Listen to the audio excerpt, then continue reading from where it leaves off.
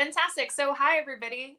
Welcome to another Run Wild with Us, Ask Us Absolutely Anything. This time, I am here with the absolutely brilliant, wonderful, he's the full package, Taylor Grant. If you are joining us, it is Saturday at 2 o'clock Pacific time on November 21st. Then, hey, awesome to see you here with us. You are more than welcome to literally ask us anything. So Taylor and I are actually going to do a little tete-a-tete, a little chatty chat. We have some questions prepared for one another. I'm going to give everybody a forewarning.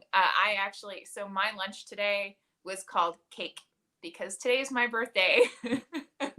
So if I'm a little bit goofier, yeah, it's literally today. If I'm slightly goofier than normal, I'm gonna blame it on the cake. And I already warned Taylor that there's a possibility if I suddenly turn mean, then it's probably because the sugar high went. So. All right. Well, yeah, I'm prepared for that. Was it rum cake by any chance? No, it was pumpkin cheesecake and a berry cream cake. Sounds fantastic. I was thinking if it was a rum cake, I'm really in trouble. Well, oh yeah, no, you would be. That would be it. Like if I were you, I would storm out like immediately. We might. We'll see how it goes. Okay. All right. That's fair. That's fair. Okay. So, oh my God. Hey, Tori. Okay. So for everyone who's here, I just wanted to let you guys know there is this huge treat coming your way. And that treat is that BookBub is going to be offering The Many Deaths of Cole Parker for 99 cents starting December 4th. It's only going to be that incredibly cheap price of 99 cents from December 4th to December 30th. So if you want to read some of the most phenomenal novellas and short stories in the dark fiction realm, and you want a deal on it, then, check it out. December 4th, BookBub. Cool? Cool. Just for fun, ask, why are you hiding your outfit with your hair? Yeah, Taylor, why are you hiding your outfit with your hair? Like, what is up with that? I'm sorry. It's too much. It's just too much. That's funny. Is that Tori? No. It is. Well, the handle is just for fun 671. So yeah. No, Tori is just like woohoo. Tori and I are gonna go hiking on Tuesday, I think. So I'm I'll burn I'm ingesting the calories now for the hike on Wednesday. Yeah, I guess that's about right. I'm gonna go hiking with you guys sometime. You should. Oh my God. Oh yeah, you're totally down. Tori, we've got a third. We're gonna have a blast. Okay, so for all of you incredibly nosy people, I have a question for Mr. Taylor. So you've written professionally in kind of every medium. So was there a strategy behind that? And which medium do you prefer? Okay, that'll take a little bit to unpack. Okay, I got time. Okay. Well, the funny thing is, when I think about where I started, if you, as cliched as it sounds, like if you open the dictionary and looked up the word clueless, that was me. Like I had no idea how anything worked in entertainment. Growing up in, I at that time, but right before I moved to LA, I was still in Mesa, Arizona. I didn't know anybody in Hollywood. I didn't know how any of this worked. And dating myself here quite a bit, but this was pre-internet. So I know, yeah, I did not grow up with Google. So they didn't, there was no, Samuel French bookstore where you could go find, books on the industry. There was no internet. So, you kind of were stuck with whatever you could get.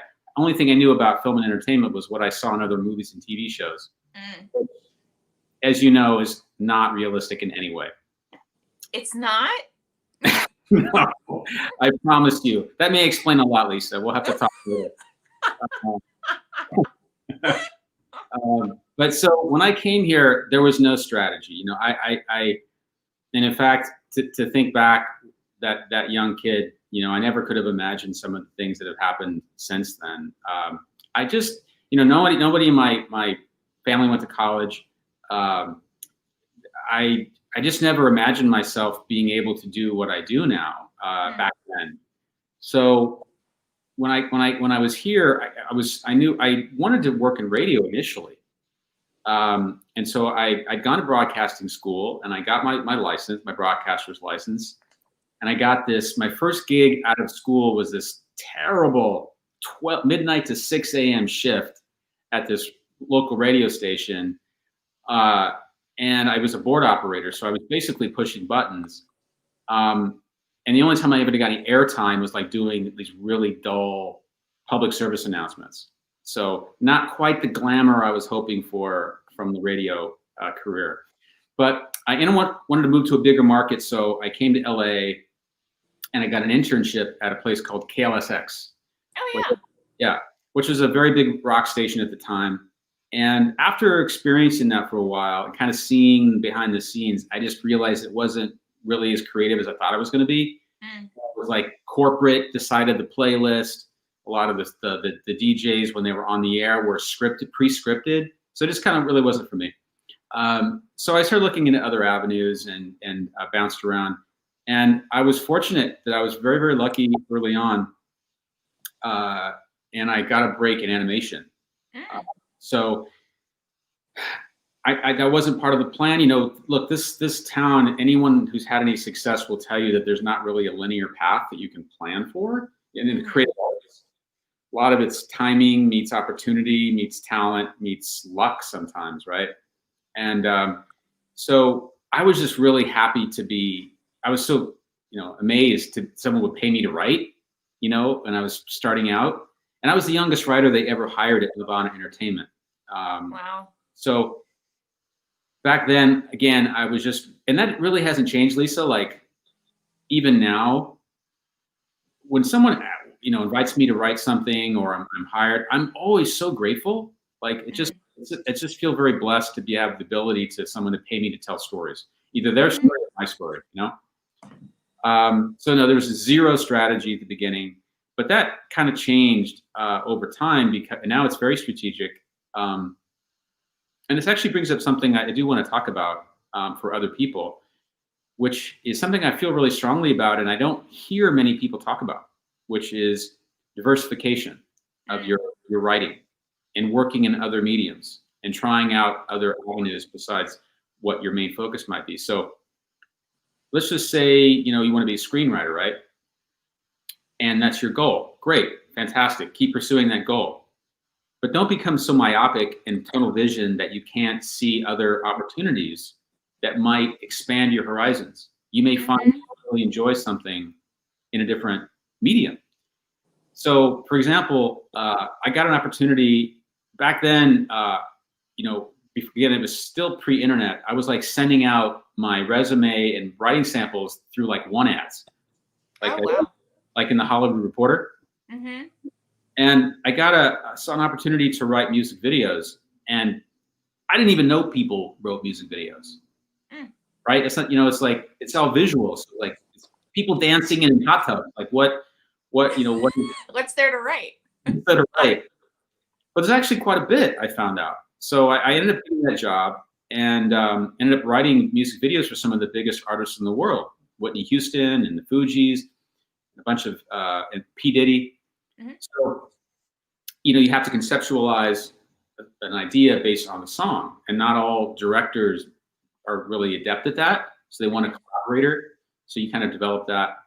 I tell you this because, you know, I could have been a snob about it and said, music videos, that's not my goal and, you know, whatever. But my craft developed because I thought more visually. And maybe more importantly, I started building relationships. So I started working with music video directors who ended up becoming big film directors, like F. Gary Gray. And like Gary I was his go-to music video guy. And he, working together with him and building that relationship, we ended up selling a project to Imagine Entertainment. Oh, cool. So I say all this because if you want to be a New York Times best-selling, thriller writer, say, that's great, but it's a marathon, as right. you know as well as anyone. This is a long game. Mm-hmm. And go after that, but it take 10 years or more before you achieve financial success or whatever you want to do. So why limit yourself? Why not try other opportunities that is just will give you another financial stream of revenue, of revenue.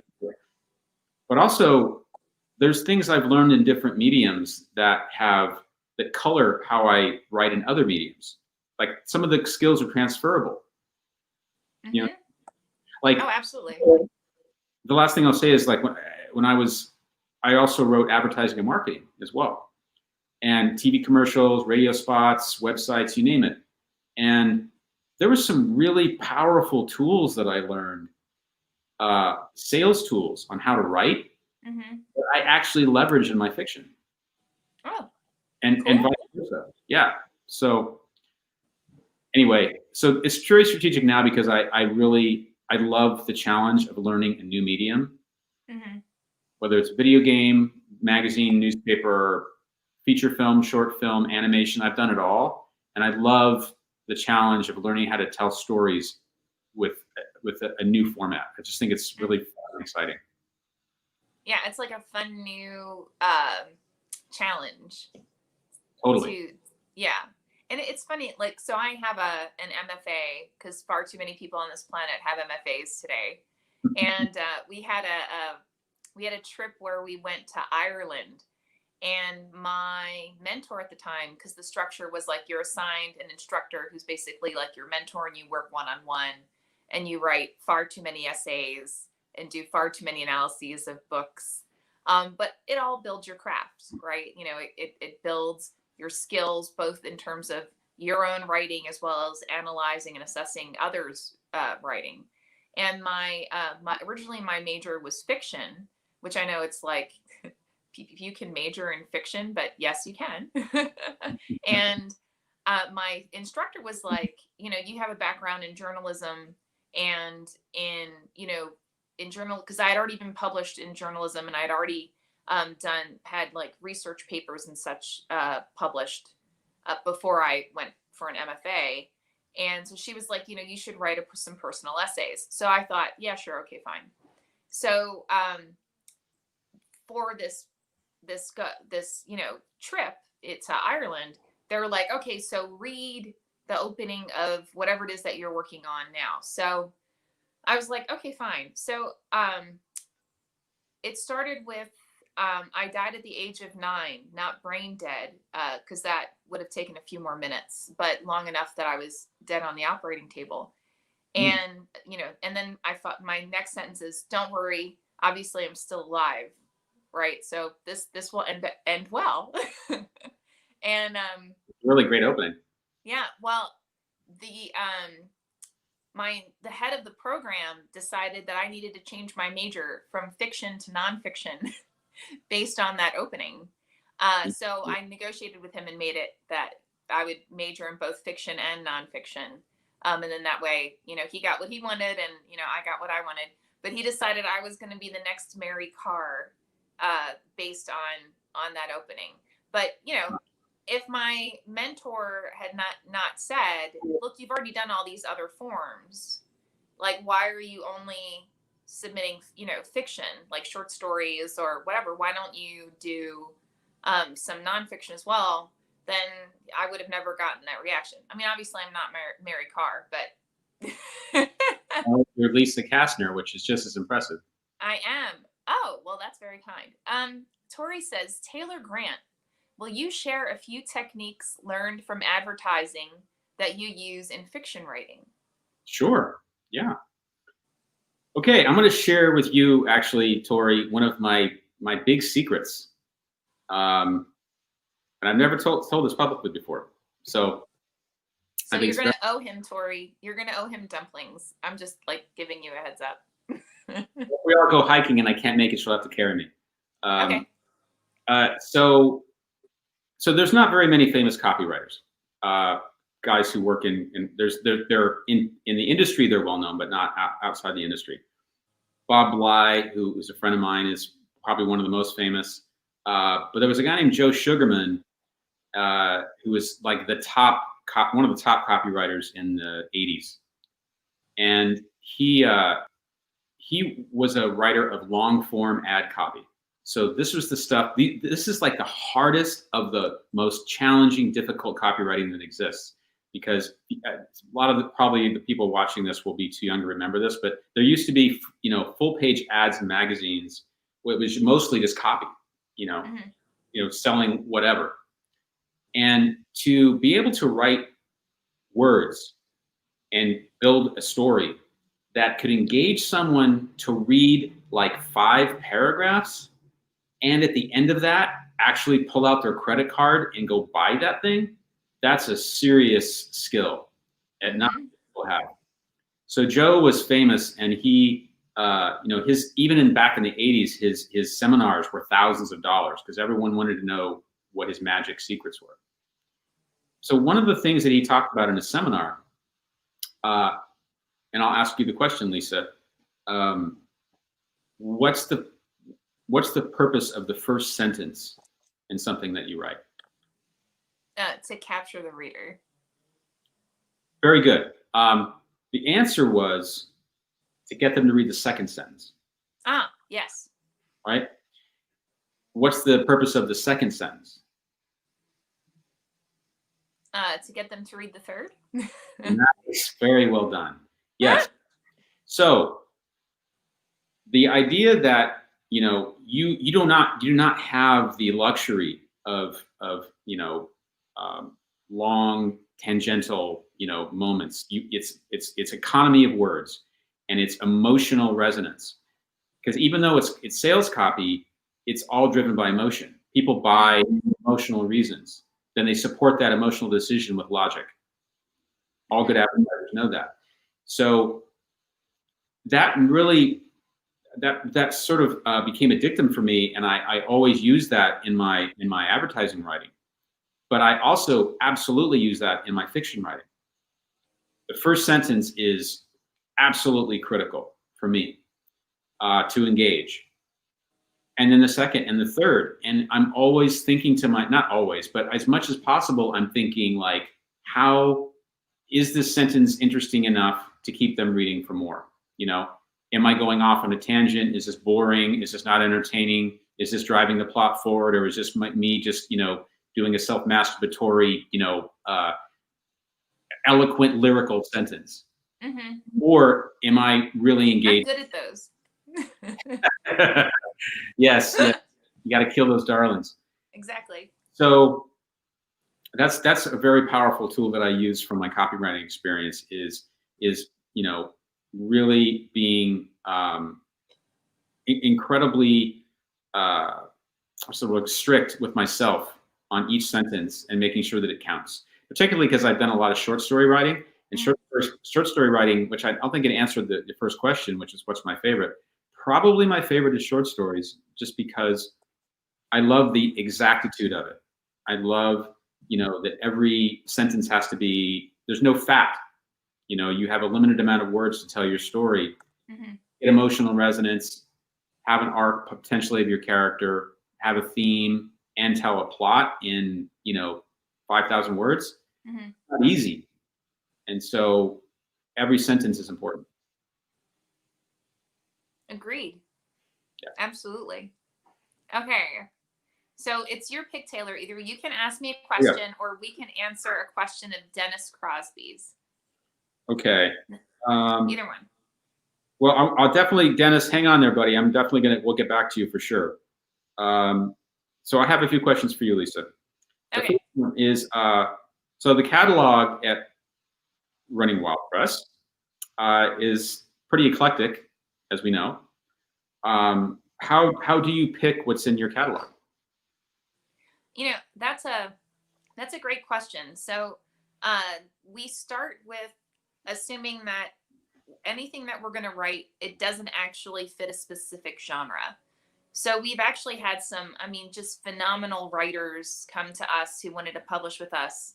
And I gently recommended they go to some other publishers who more so specialized in those specific genres or those specific areas, just because the whole reason that we started Running Wild Press was to publish stories that don't fit neatly in a box. So find those writers who, um, maybe they've shopped their piece all over the planet and, it didn't get picked up. And, we're really looking for those folks who they've written a phenomenal story, but God knows why, other publishers said, you know what? It's not quite for us. I don't know why it's not quite for us, but it's just not, it doesn't quite fit our theme, or it doesn't quite fit our, whatever the case may be. And because that's our approach, it means that it results in us having a very eclectic catalog. Now, what's nice about that is that you can pretty much find anything that you'd want in our catalog. We have, much more fun and lighthearted pieces. We have darker fiction. We have short stories. We have novellas. We have full-length novels. Obviously, we have full-length memoirs. But it will always come down to, is it a great story and is it great writing? So that's basically our approach. We don't do themes. Not for, oftentimes for anthologies, a lot of companies or a lot of publishers will do themes. We intentionally don't do themes because, in my opinion, if you're a good editor, you're going to be able to pick a bevy of disconnected or unrelated short stories, and you're going to be able to structure them in an anthology so that the reader feels fulfilled when they are actually reading the pieces. So, which is interesting because our short story collections typically are all connected in some capacity.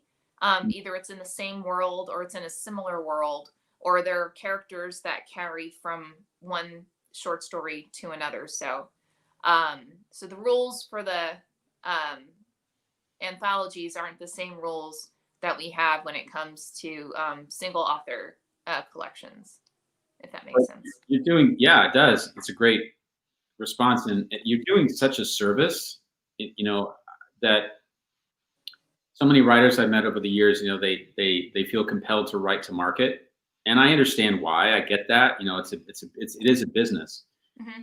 but it is nice to know that there are publishers such as yourself, and not only publishers, but great publishers such as yourself. I know that from personal experience, that that there's a home for people who write something that they're passionate about that doesn't neatly fit into a genre, cross genre stuff. It's really wonderful what you're doing, because there's some brilliant authors that their stories might not ever see the light of day without publishers like you. Well, and it's sad because there are so many brilliant authors out there who have a hard time getting published. And, if they don't know any better, they would eventually think, oh my God, I must be a horrible writer. And so many times it comes down, it has nothing to do with the quality of the writing. It has nothing to do with the quality of the story. It has to do with who are you submitting to and what market are they specifically targeting.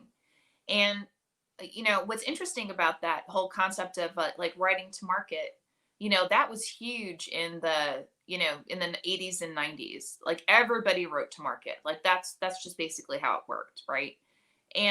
But when you look at the market, not only in terms of for publishers, but even for like TV and, streaming and, all these different, I call them content distribution channels, right? Oftentimes the most popular pieces or the most popular content does not fit into a specific genre. And in part, and I believe it's because it's great story, it's great writing, and the writer, the viewers, the fans, when they go to it, there's something familiar to it, right? Within that genre or within that form. But then there's just enough that is unexpected that makes them say, "Hey, I want to keep coming back to this because Mhm. this is really interesting. Like this is really fun." Yeah. So, and you see it more and more, especially on like, Netflix and Amazon and, Hulu and so on. So, yeah, Yeah. Yeah. very fun. Okay. So Dennis asked, um, he says, "Hey, good to see you two today." Yo. So tell me, both of you, what are your dream writing projects? So I'll let Taylor begin. Hmm. Dream writing projects. Wow, that's a great question. Hmm. Um, I have a I have a project that's sort of been in the back of my head for many, many years. I've never spoken of it before. Uh, You don't have to. no, You can it's just fine. hint. I'll give you some hints, especially because Dennis is an awesome guy. Um, it's a superhero epic. In Mm. fact, the working title. It's not. That's not going to be called. It's not going to be called that. Superhero epic. Superhero. Yeah. And it's because I'm a huge comic nerd. Comics were my gateway drug into reading as a kid, and I just adore them. And I truly, truly love the medium. So, and I love superheroes. I know they're kind of like overdone now, but I'm a true fan of the genre when it's done well.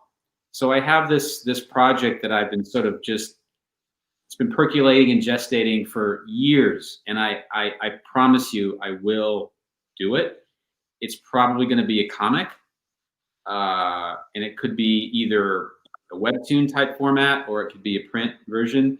But it's going to be my personal Lord of the Rings.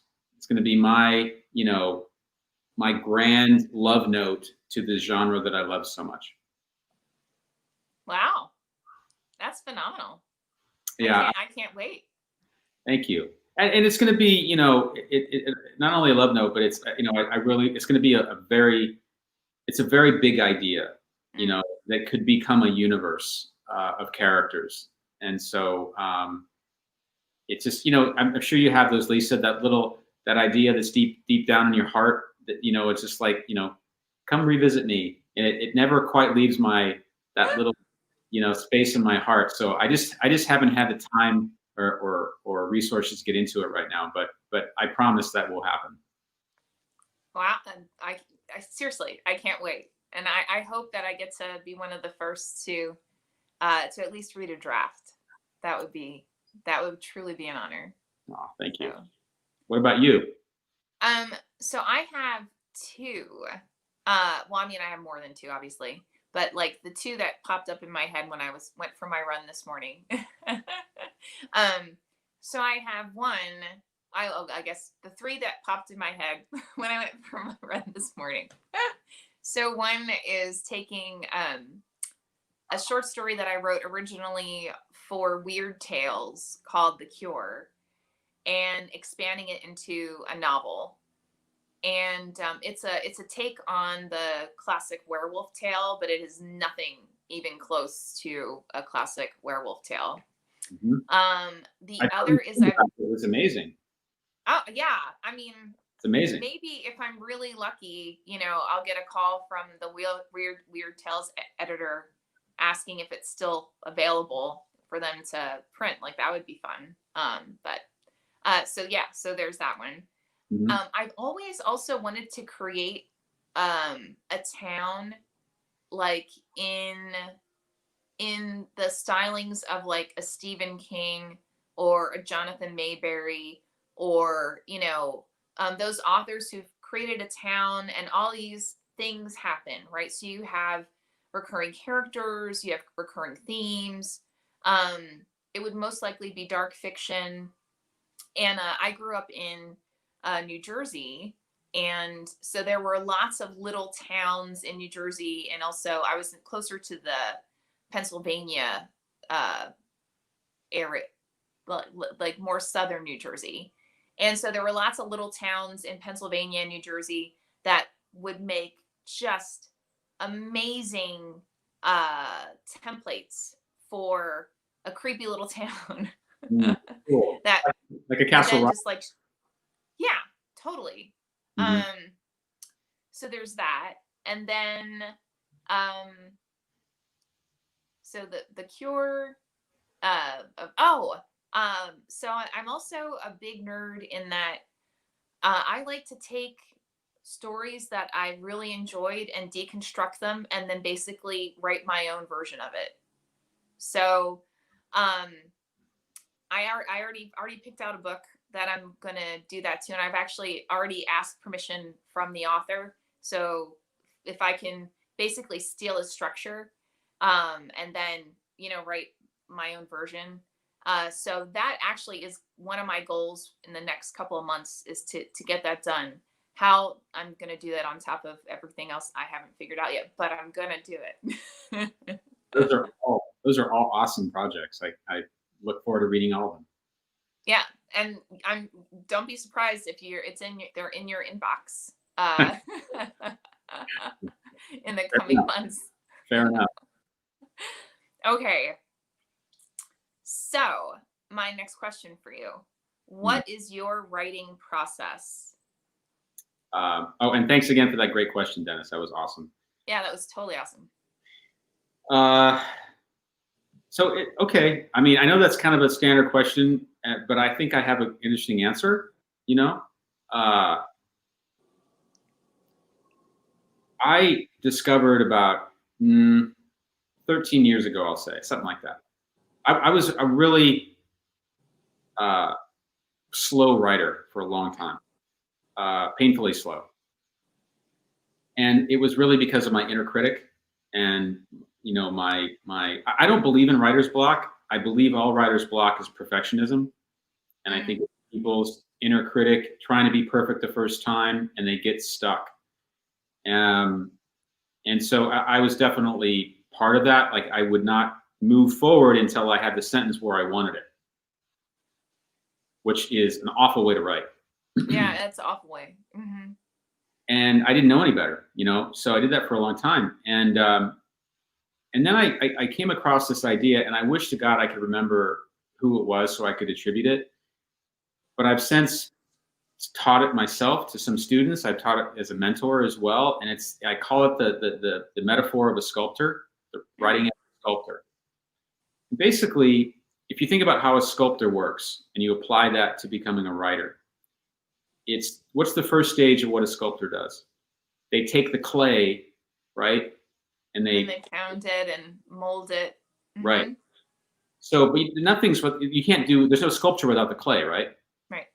So, to me, the first draft is really throwing the clay on the table. It's just getting all your ideas down on the table.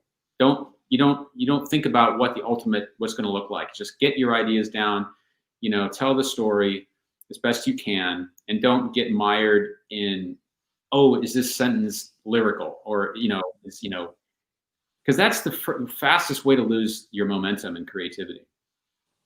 So that's stage one. Stage two, we'll say the second draft, is where the story begins to reveal itself truly. I think it was it Michelangelo who said something about when he did David that David revealed himself. Yeah, that's right. He was chipping away. It wasn't like he created it. He was always there. And so I find that often true with the second draft. Let me add a little clay here because this isn't working. Oh, let me remove some clay because that's definitely not working, right? And then it starts to formulate. Mm-hmm. And then the third draft and beyond is where the sculptor goes in with the fine tools and he refines the piece. He's gently doing the eyebrows or the eyelashes, right? The stuff that's important, but it's not, that's where your grammar comes in and sentence structure and punctuation and all those kinds of things that you polish it into a piece of art.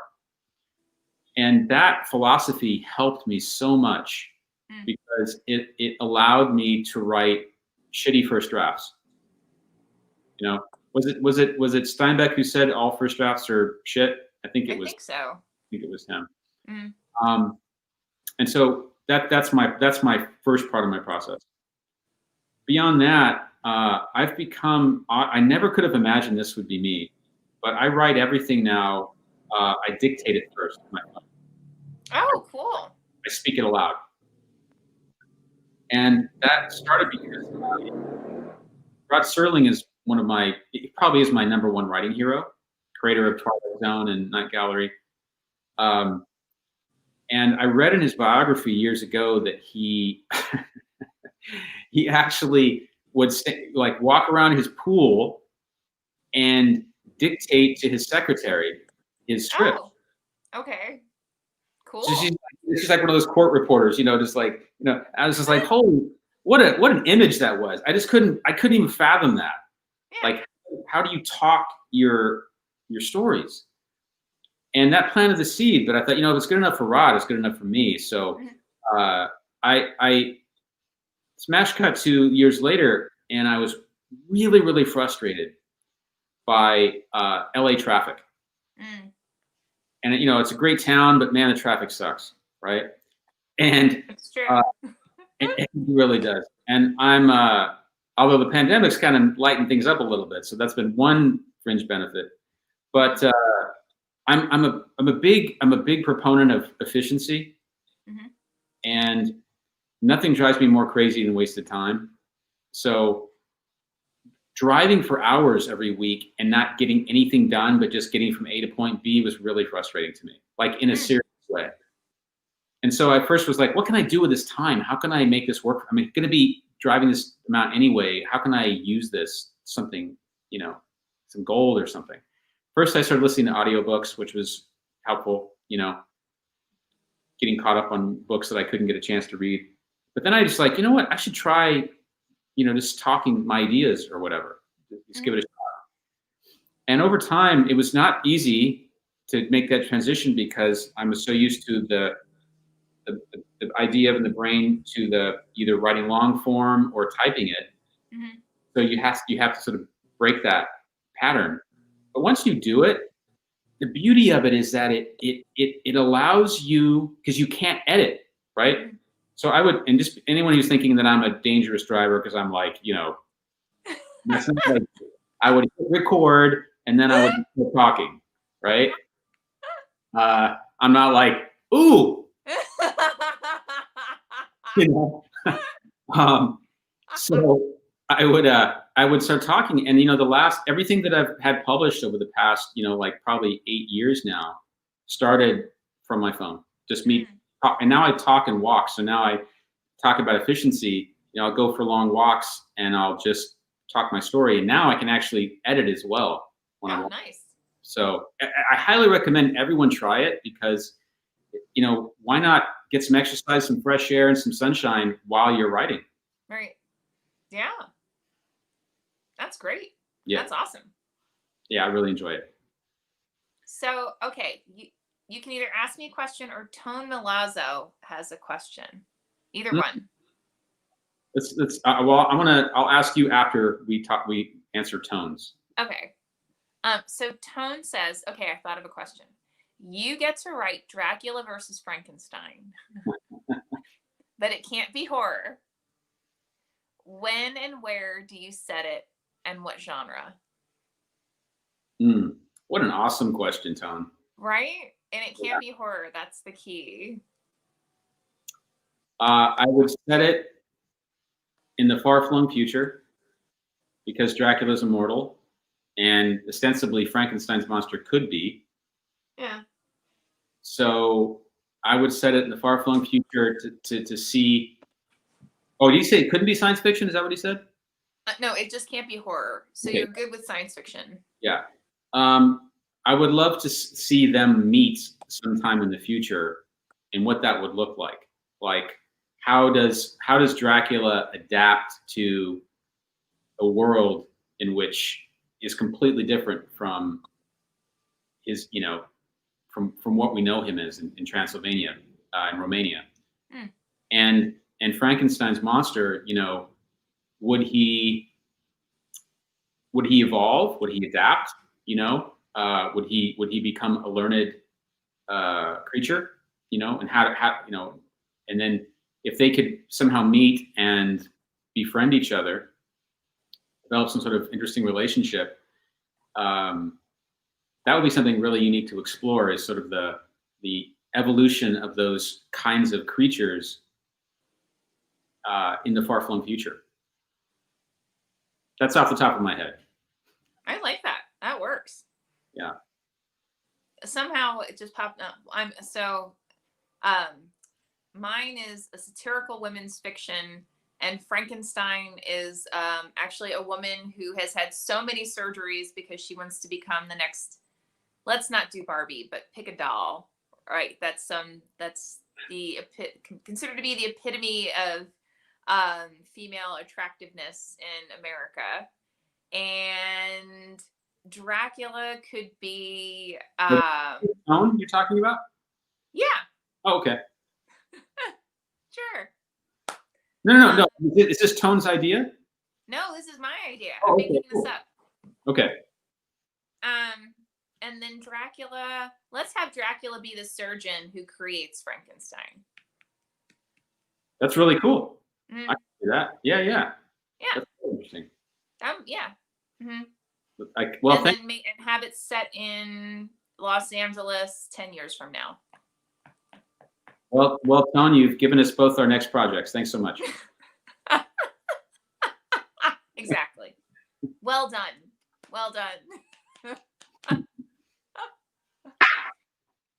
Okay. I have a question for you then. Okay.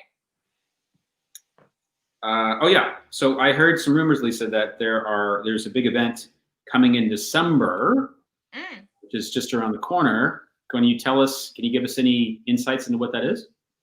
Oh my gosh.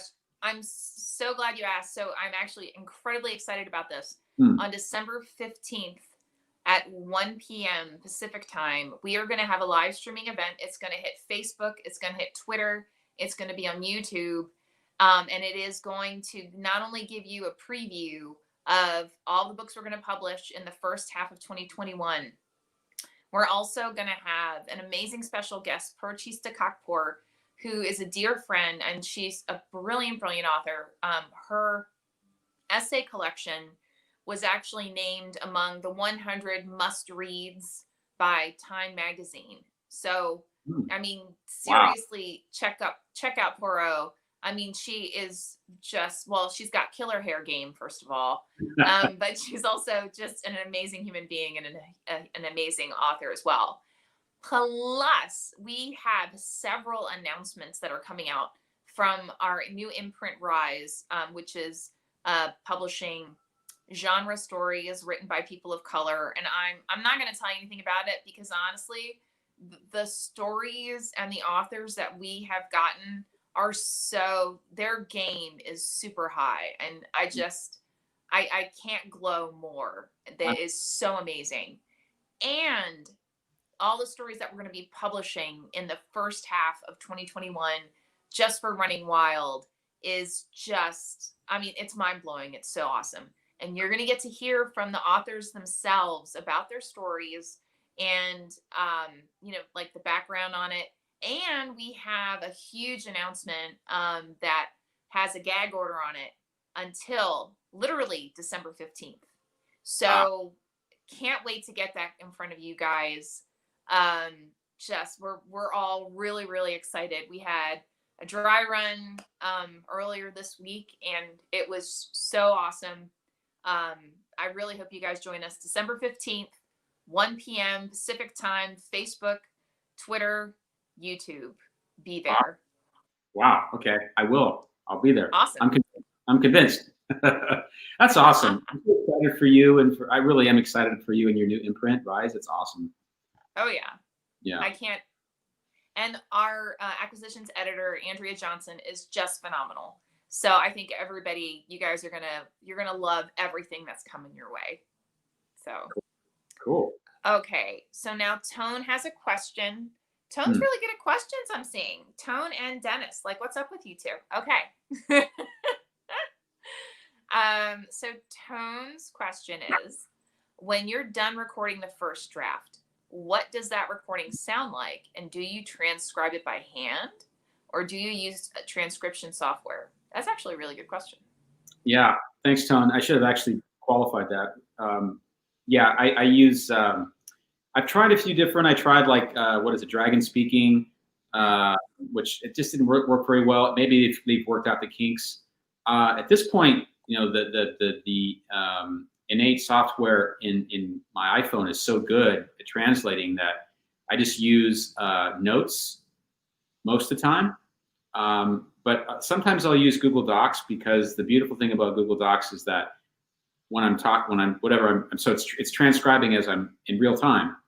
But the beauty of that is that once I have that draft, I can work on it on my laptop. I can work on it on my desktop.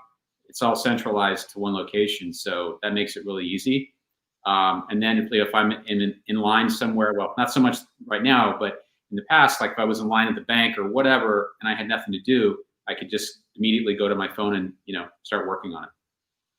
Nice. That's awesome. Yeah. Okay. So Dennis has another question, but Dennis, I'm going to ask mine first. So you're going to have to wait. Okay.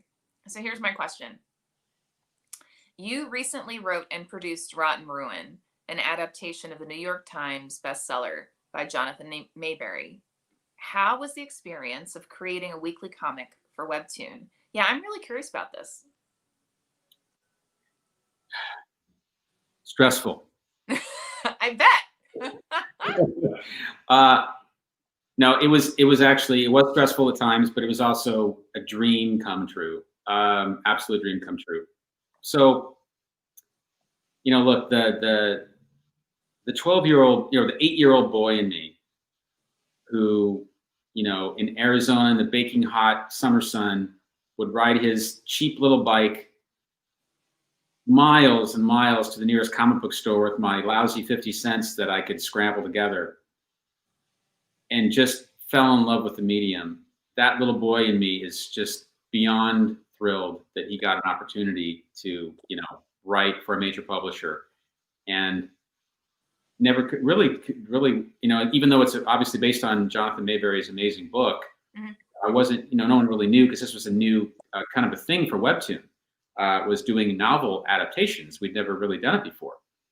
And to be honest, the genre was not one of the most popular on our platform. So it was a little bit of a risk.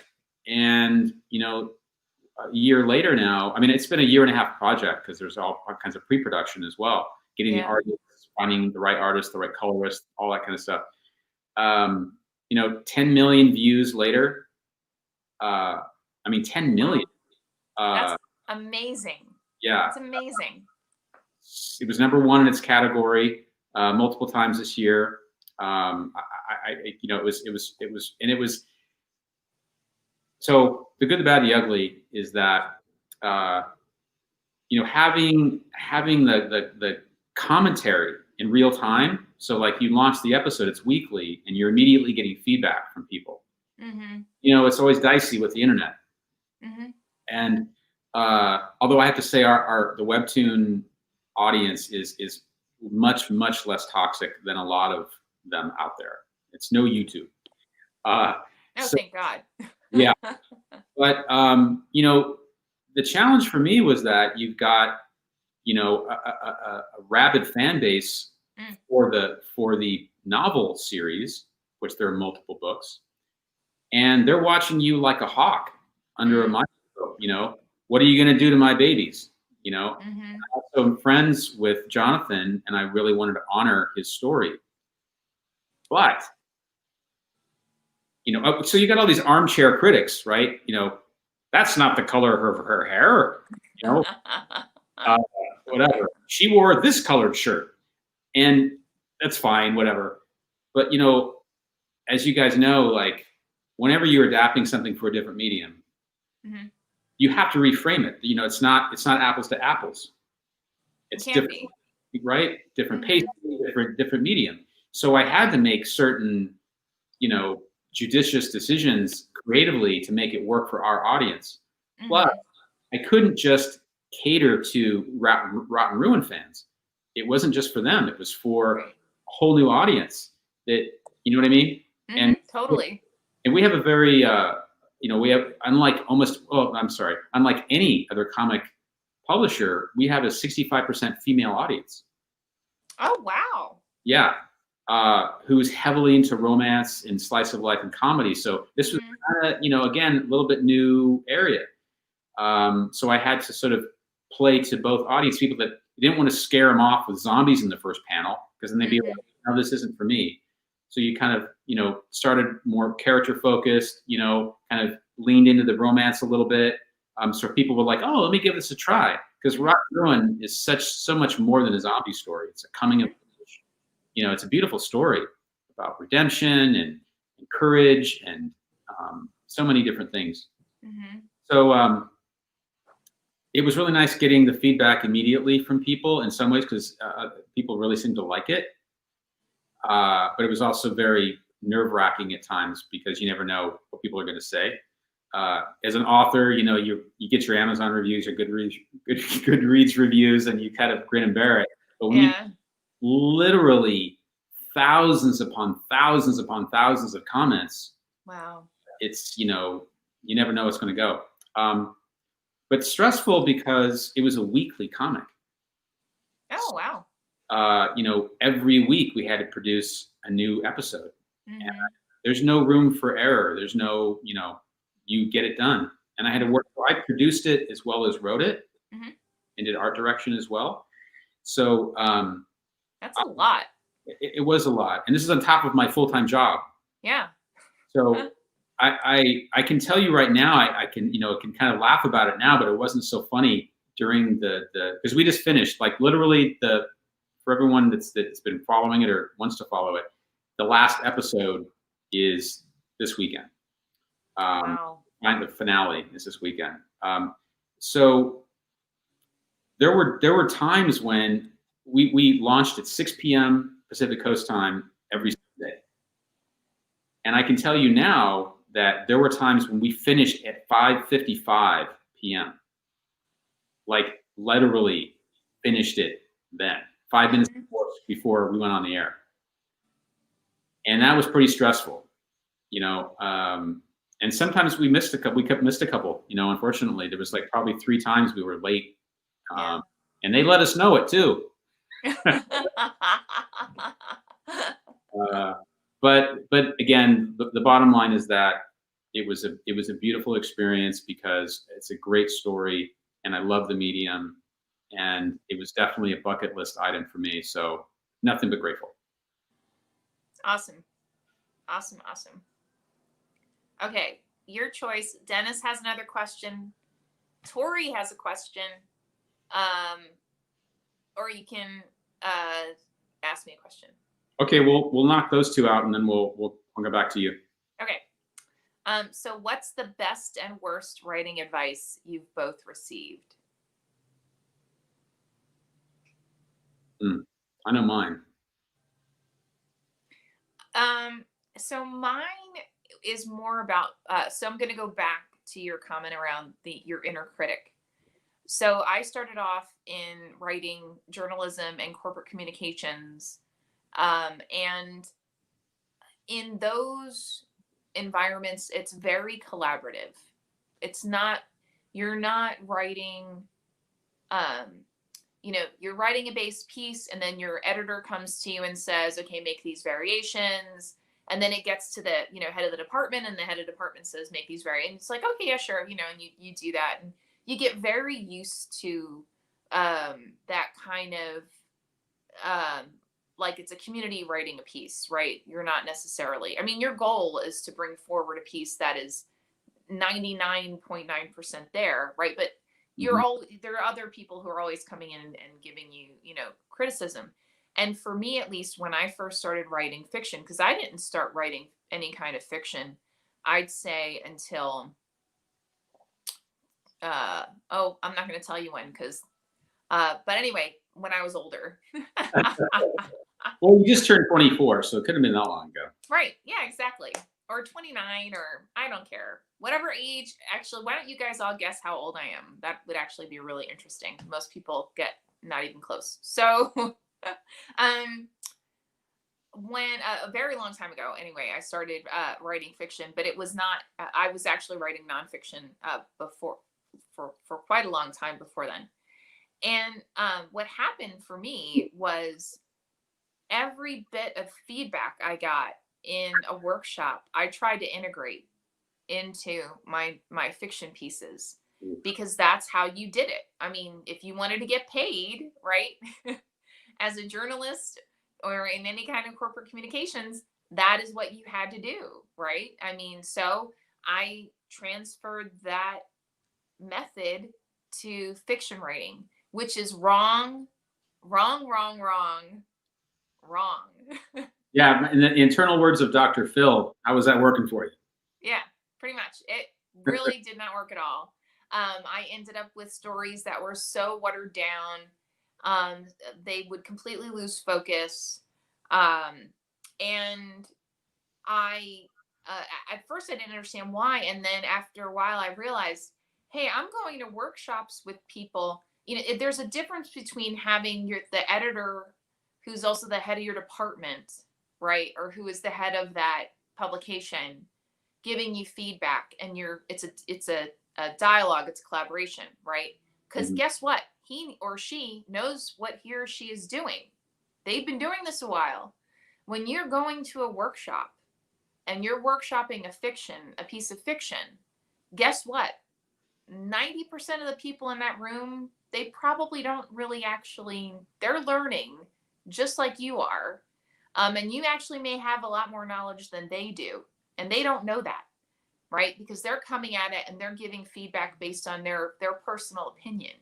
And so for me, it was a lot of the best advice I got was actually from a workshop leader who told me to stop doing that. He realized what I was doing and was like, you know, you're coming in with these amazing pieces and then you're just destroying them by taking to heart every piece of feedback someone gives you. Stop doing that. So that was his first piece of advice. And his second piece of advice was to do what I had mentioned me doing for a novel in the near future, which is I started deconstructing my favorite stories. And that's how I learned. I learned craft from reading about it, you know, and from writing, obviously.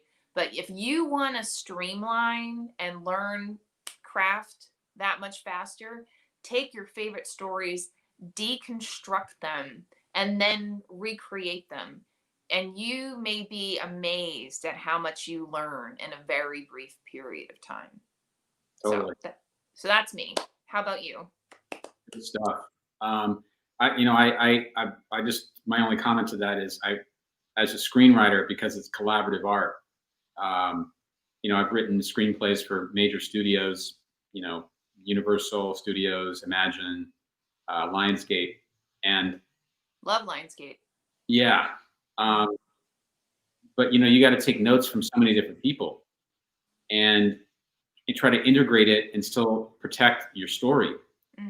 And so there's a real art to knowing what to keep and what not to keep, you know, and fighting, choosing the battles that you want to, you know, picking your battles.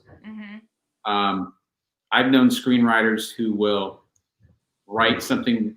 I don't think I've ever told anybody this, but I've known screenwriters who've actually written some really like a bad scene because they know it's going to get cut. Make that the sacrificial lamb, so leave alone the things they really care about. I've never done that. I know people who've done that too. I've never done that. Yeah, that's pretty crazy. So mine's pretty simple. The worst writing advice I ever got was that one of the oldest cliches in the world is that you write what you know. Right. Yeah, that's true. And I don't buy that for a second. I would say 90% of all the fiction I've ever written, I didn't know anything about when I started. I don't know anything about flying to a far-flung, you know, planet.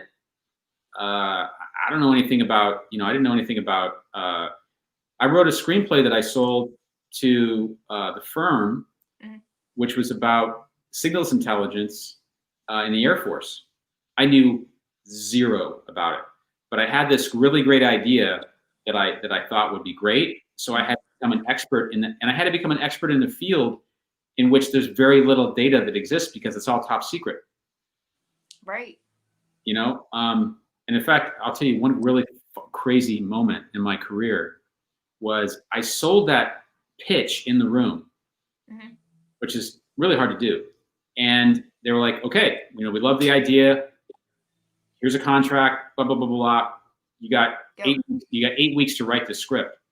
Mm-hmm. And I was like, oh my God. Done. I don't know anything about this stuff. Right? I was freaking out.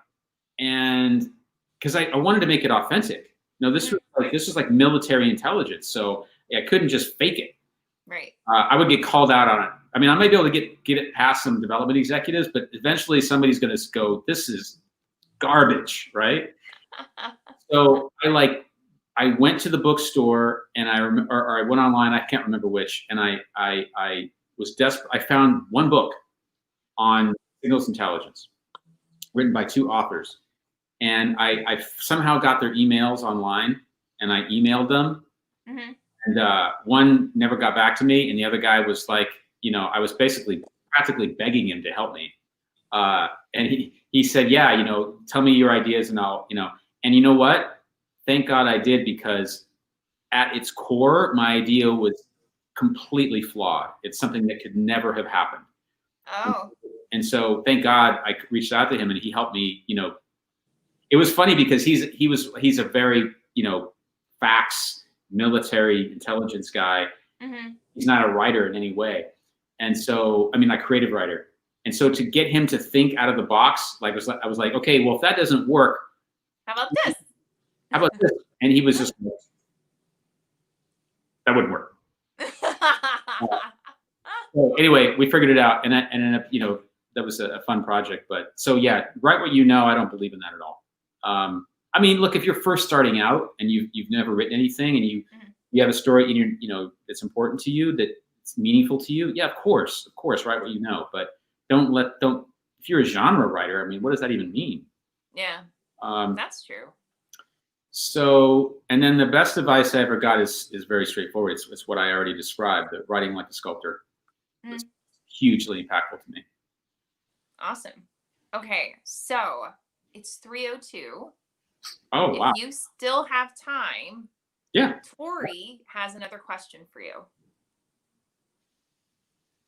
You good? You froze there for a minute. Oh, I did? Okay. What is do you have time for one more question? Yeah, of course. Okay, awesome. Okay, so Tori Eldridge asks, with Rotten Ruin, did you give yourself a head start with a few episodes before you began airing?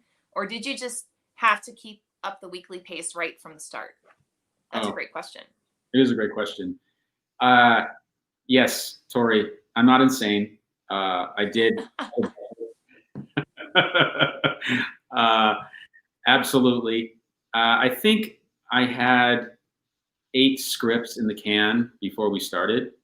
Smart. And I think we had something like, I don't remember now, but I want to say 7 or 8 scripts, whole episodes completed before we started. Okay. But so that was a buffer in case something happened. But sure enough, lots of things happened, and you know, it just took longer than we thought. And you know, most of our artists had never done weekly comics before. Mm-hmm. So, you know, that buffer went away over the course of, you know, the next 4 to 5 months. And yeah, by the halfway point, we were, I think something like that. We were completing them as you're going along. Wow. Yeah. So we were never able to get caught up again. So yeah, that was definitely a challenge. Wow. That's amazing. That's amazing. If I could do it again, I would have had 20 episodes in the can before we started. Yeah. That's smart. Yeah. That's smart. Okay. So, we're over time. Taylor, as always, I mean, it's always just absolutely so much fun to sit down and chat. Thank you so much for joining us with Run Wild with Us, Ask Us Anything. Guys, thank you for all the amazing questions. I mean, truly, really awesome questions this week. If you are watching this and it is not Saturday at 2 p.m. Pacific time, that is not a big deal. If you have a question, go ahead and pop it in the chat, and we will be more than happy to go back and check it out during the course of the week. And again, thank you so much for joining us. We love having you with us. And Taylor's going to have to come back because I didn't finish my questions. Yeah, we'll have to have him come back. And guys, it sounds like Tori, Taylor, and I are going hiking, so you may have to look out online for some goofy little pictures of us hiking the hills in California. Yeah, Tori carrying me on her back when I can't make it. I think you'll be fine. You'll be fine. I don't know. This pandemic's been rough on the old body, Lisa, but we'll see what happens. We'll make sure you're okay, or we'll slim it down, and instead we'll just go out for dumplings. That's plan B. That sounds still totally doable. Awesome. All right. Well, thank you, everybody. Have a fantastic week, and we will see you next week for another Run Wild with Us and Ask Us Anything. Ciao. Bye, guys. Thanks for coming.